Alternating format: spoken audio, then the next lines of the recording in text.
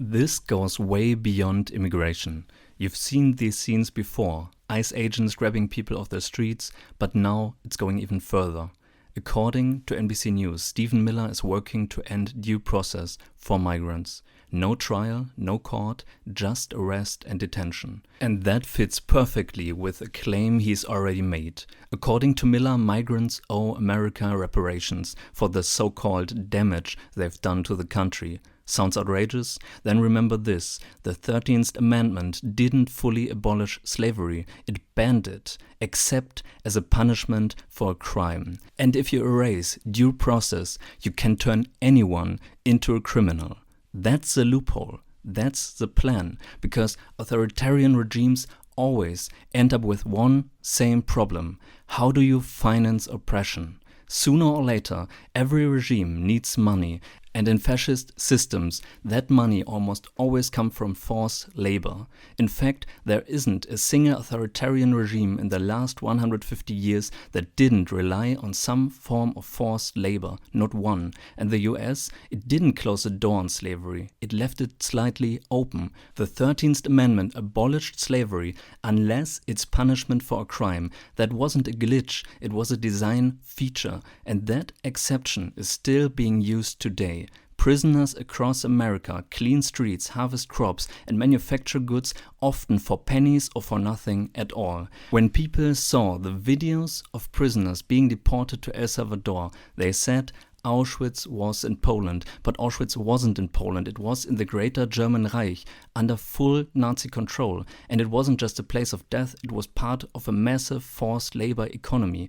During Nazi rule, more than 12 million people were enslaved and forced to work, not just in Auschwitz, but in hundreds of camps scattered across mainland Germany, supporting companies across the board. These camps weren't distant outposts, they were embedded within the German industrial system. Forced labor wasn't a side effect, it was a core strategy to finance war and dictatorship.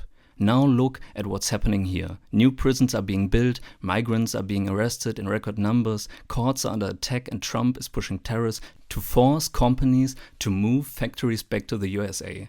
But labor in the US is expensive unless you fill those prisons with free workers. El Salvador's mega prison, it's meant to shock you, just like Guantanamo, just like Alcatraz. The footage is intense for a reason. Shaved heads, chain formations, flashing lights, it's designed to scare you, to grab your attention, to dominate the headlines.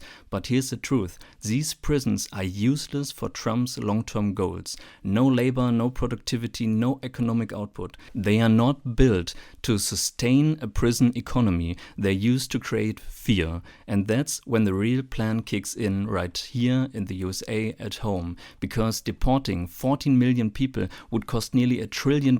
It's unfeasible. But locking them up and making them work, that's profitable. It's always about profit. Stephen Miller knows it, Trump knows it, and private prison executives definitely know it too. Some people say Trump is trying to move detainees outside of US jurisdiction, just like the Nazis in Germany did, but that's the wrong comparison, because fascists don't care about jurisdiction, they rewrite it. In Nazi Germany, the legal system was rewritten to justify state crimes. Lawyers and judges didn't stop it, they enabled it.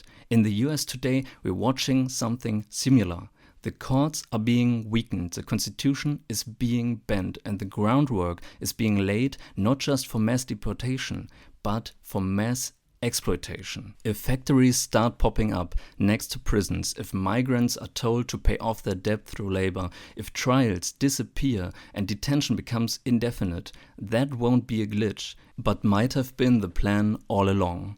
That's how authoritarian economies work. Minority scapegoats, legal loopholes, cheap labor. It happened before, and if we don't wake up, it's going to happen again. Share this. If you believe forced labor should have no place in a free society, follow for more, speak up before it's too late. And one last thing, whoever designed the secret prison in El Salvador definitely took inspiration from Auschwitz.